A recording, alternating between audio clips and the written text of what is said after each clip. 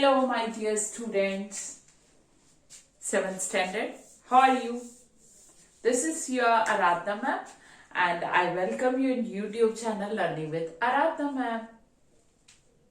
Today we are living in the modern period. Modernity is witnessed in each and every sphere. Okay. Now we are not discussing about the modern period, present period. We are moving back. Okay. Backward step ले लो. We will discuss about the medieval period. You must have witnessed or visited the historical places during the Mughal period, okay, which was built during the Mughal periods or any other period, any other buildings related to the medieval period और जिसको हम लोग हिंदी में बोलती है मध्यकालीन युग. मध्य means middle, means ना वो प्रिमिटिव सोसाइटी है, ओल्ड पीरियड है, और ना ही वो मॉडर्न पीरियड है, मिडल वाला medieval period. Okay, we are discussing about this period. Medieval period means middle period और मध्यकालीन युग वी कैन से पीरियड. ना तो वो बैकवर्ड प्रिमिटिव सोसाइटी है, एंशियंट पीरियड है, और ना ही ये present modern. Okay, so first of all there is a little bit difference in Europe and in our India. Europe में मेडिएवल पीरियड अर्ली स्टार्ट हो गया जल्दी, और इंडिया में 2 or 3 century later, क्योंकि those country, those continents are quite advanced and modern as comparatively to India. आज भी हम लोग देख सकते हैं टेक्नोलॉजी की advancement, development. There is a lot of difference. वहां पे पहले although there is a little bit difference now. कोई भी लेटेस्ट चीज यहाँ पे टेक्नोलॉजी वहां पे इंट्रोड्यूस होती है तो विद इन अ मंथ इधर भी इंडिया में आ जाती है. But think about those periods. 200 year का गैप है. 2 centuries मतलब 200 ईयर का गैप है. मेडिएवल पीरियड जो है वो यूरोप में जल्दी स्टार्ट हो गया. That is from 5th to 15th century. ठीक है, मीन्स 5th century से यूरोप में मेडिएवल पीरियड स्टार्ट हुआ और ये 15th century तक चला. उसके बाद मॉडर्न पीरियड स्टार्ट हो गया. ओके, मॉडर्न जहां पे इंडस्ट्रियल रेवोल्यूशन स्टार्ट हुई, आपको पता है ब्रिटेन में. We will discuss about this in any other video. In other video I will discuss about the industrial revolution and modern period, how society was reformed and rapid development took place in European society. But today we are discussing about the medieval period. Medieval period Europe में start हुआ था 5th century से और ये चला 15th century तक. और India में medieval period I told you 2 centuries का गैप है. 2 से 3, 6, 7 and 8. ओके, 200 और 300 का फर्क है. 2-3 centuries का. 8 to 1800 century ये चला भी लेट तक है, क्योंकि इसलिए तो हम लोग जो हैं वो British ruled over India क्योंकि we were quite backward as comparatively to the European society. Okay, American continent or European continent. That's why Britishers ruled India due to backwardness or backward technology we can say. So medieval period जो है वो 18th century तक रहा है India में. अब इस period की ये सबसे बड़ी बात है कि एंशिएंट पीरियड्स में there were no so many changes witness. Not so much changes took place in the ancient period, but rapidly we can say so many changes were there in the several changes were there in the medieval period. Medieval period में बहुत से changes जिसको हम लोग कह रहे हैं परिवर्तन. First of all you will ask me, ma'am हमें कैसे पता चलता है कि चेंजेस कैसे आए, किस तरह से आए? बेटा there are so many source of information के बहुत से सोर्सेज है. आपको कोई ना कोई इंफॉर्मेशन मिलती है, आपका कोई ना कोई सोर्स होता है जिसपे आप लोग ट्रस्ट करते हो, विश्वास करते हो कि ये खबर पक्की है, इसने बताया उसने बताया, या आप लोग न्यूज सुनते हैं आपको पता है चैनल, ठीक है। सो इसी तरह से मेडिवल पीरियड की भी जो हमें इंफॉर्मेशन है वो बहुत से सोर्सेस से मिलती है, वो हम लोग डिस्कस करने जा रहे हैं। First of all we were discussing बहुत से चेंजेस हुए इस पीरियड में, सोशल सोसाइटी में भी, इकोनॉमिक, बिजनेस, ट्रेड और पैसे से रिलेटेड, और पॉलिटिकल, पॉलिटिक्स मतलब जो राजा वगैरह रूल करते थे या कैसी राजनीति थी, एडमिनिस्ट्रेशन कैसी थी, उस सब में बहुत ज्यादा चेंजेस हुए। बेसिक स्ट्रक्चर ही चेंज होना शुरू हो गया, चाहे वो यूरोपियन कॉन्टिनेंट था और चाहे वो इंडिया था। Okay, although there is a gap, huge gap or difference at the time period, but several changes took place both in Europe and India. Okay, whether that was the social, economic or political structure. Social means society में, समाज में, economic means trade, business को लेकर बहुत सी changes हुए हैं, और political, politics, administration, राजा के रूल में चेंज हुआ ये वो, ठीक है। और ये चेंजेस मोस्टली यूरोप में, अमेरिका में और एशिया में हुए। Getting my thing? अफ्रीका में इतने नहीं हुए, ऑस्ट्रेलिया में नहीं, बट यूरोप, अमेरिका और एशियन कॉन्टिनेंट में मेडिवल पीरियड में बहुत सारे सेवरल चेंजेस। ओके, बहुत से हमें ऐसे प्रूफ मिलते हैं, इंफॉर्मेशन मिलती है, सोर्सेज से पता चलता है कि बहुत से चेंजेस हुए इस पीरियड में। अब सोर्सेज ऑफ इंफॉर्मेशन हमें कैसे पता चलता है कि ये चेंजेस हुए? कौन से सोर्सेज है हमारे, स्रोत कौन से हैं जिससे पता लगा? बेटा first of all literature and archaeological finding. Archaeological मतलब जो डिगिंग की जाती है, जमीन के अंदर दबके या बाहर बिल्डिंग्स बनी हुई हैं, ओके, या जो एक्सकावेशन से मिलता है वहां के टाइम का।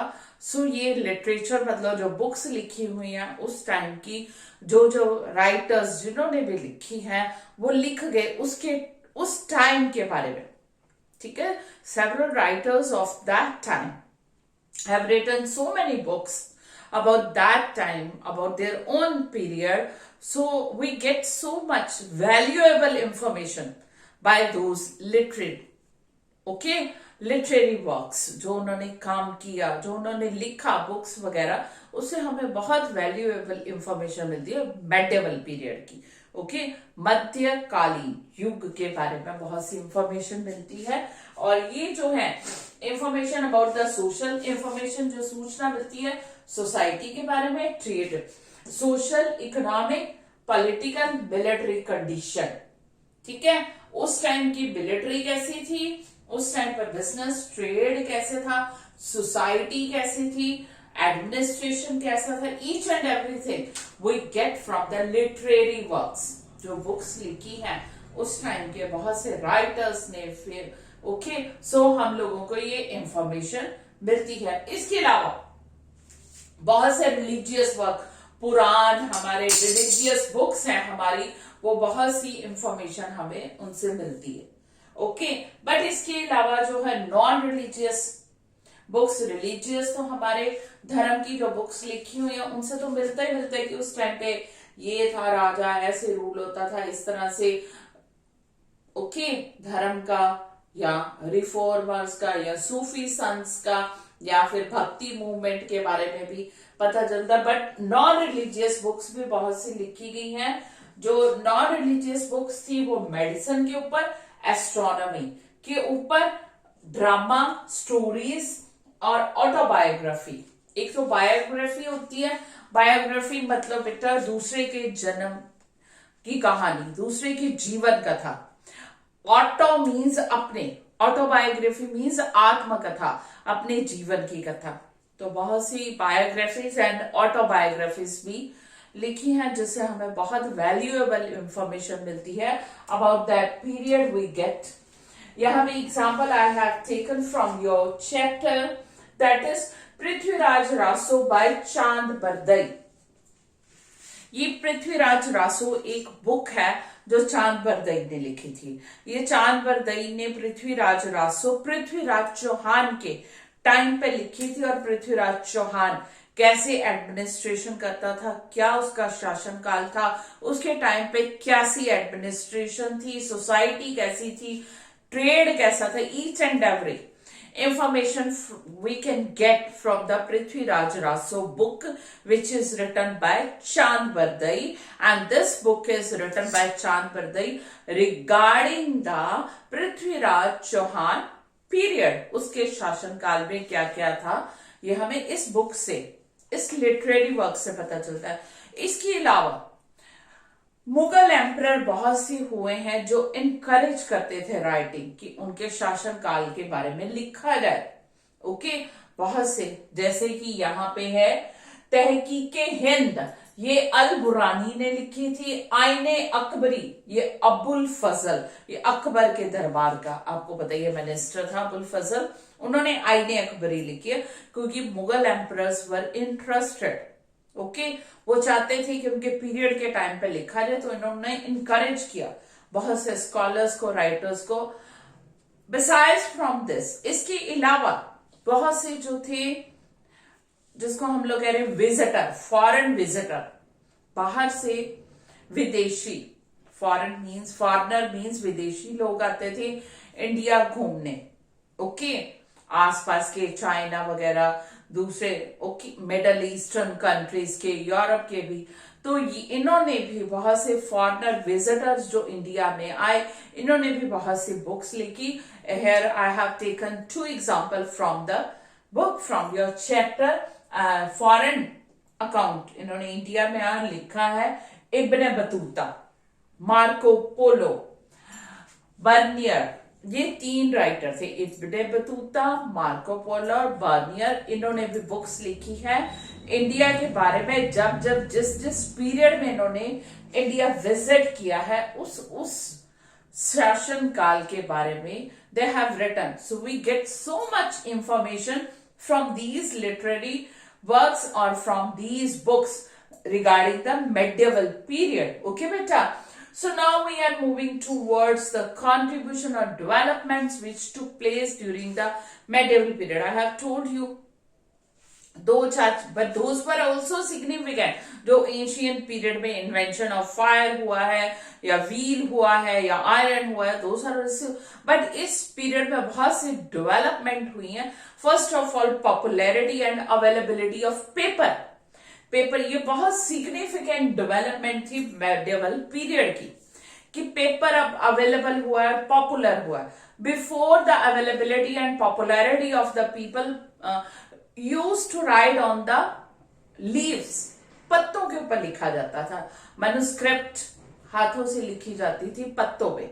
और जब ये पेपर अवेलेबल हुआ है, पॉपुलर हुआ है, तो क्या हुआ बेटा, लोगों ने राइटिंग्स लिखनी शुरू की, जो मनुस्क्रिप्ट मंदिरों में, गुरुद्वारों में, not at that time were not the gurdwaras, मंदिर, मॉस्क, ठीक है, टेम्पल्स, मॉस्क, स्टूपास और एनी अदर प्लेसेस जहां पे भी हैंड रिटन लीव्स के ऊपर लिटरेचर था, उन्होंने पत्तों के ऊपर लिखना शुरू किया है। और ये जो थी बहुत ज्यादा डेवलपमेंट थी, अब बहुत कुछ जो था अब पेपर के ऊपर लिखा जाने लगा है, means safe and secure each and everything.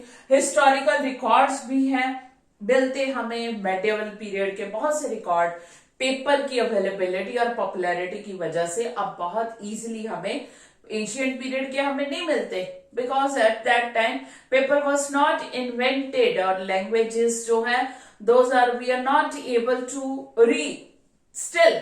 Okay, जैसे कि मोहनजोदड़ो, हड़प्पा की हैं, बट अब जो है लैंग्वेजेस में बहुत सारी पॉपुलर होगी, और ग्रामर, क्योंकि पेपर अवेलेबल हो गया, लिखना इजी हो गया। सो हिस्टोरिकल रिकॉर्ड, पहले तो वैरायटी ऑफ लैंग्वेज, बहुत सारी लैंग्वेजेस, हर एक ने पेपर पे अपनी अपनी लैंग्वेज में पूरा लिखना शुरू कर दिया, वैरायटी ऑफ लैंग्वेजेस, इसलिए हमें मिलती है रिकॉर्ड। और वेरियस चेंजेस, अब चेंजेस भी होने शुरू हो गए, नए नए एक्सपेरिमेंट हो रहे हैं लैंग्वेजेस में भी और ग्रामर में भी। सो वोकैबुलरी, जैसे हम लोग कहते हैं, if you want to improve your language, any language, whether that is Hindi or English or any other, you have to improve your vocabulary.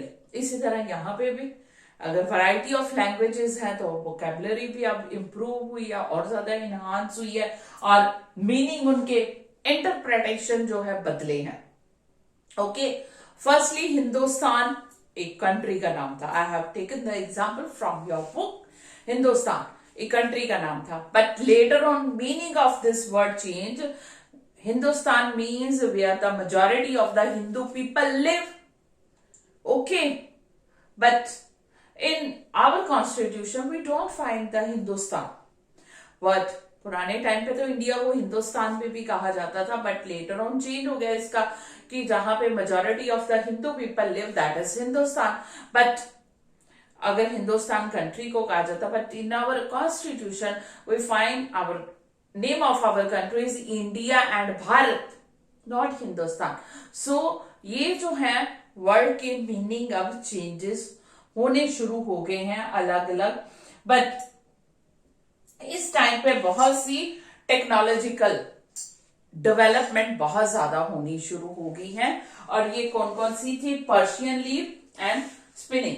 पहले तो बेटा हम लोगों ने एक जगह से दूसरी जगह पे मूवमेंट ऑफ द पीपल इतना इजी, हम लोग खाना पीना, अपनी कल्चर, अपनी लिटरेचर, अपना we can say style of living, अपने foods, each and everything we share, literary work also, और इस तरह से नॉलेज भी इनहांस हुई और नई नई चीजें भी इन्वेंट हुई है। पर्शियन लीव और स्पिनिंग व्हील। पर्शियन व्हील आपको बताइए जैसे पानी वगैरह निकालते हैं, स्पिनिंग मीन्स कपड़ा काटने वाला। सो medieval period we have read about this period in our today's topic. I hope you understood today's topic very well, but still you are getting any problem, send me your problem in comment section. I have also uploaded the topics from the 7th standard also. If you want the topic from 7th standard, check my playlist. But before leaving, I want to remind you, please subscribe, like and share my channel to all. That's all for today beta.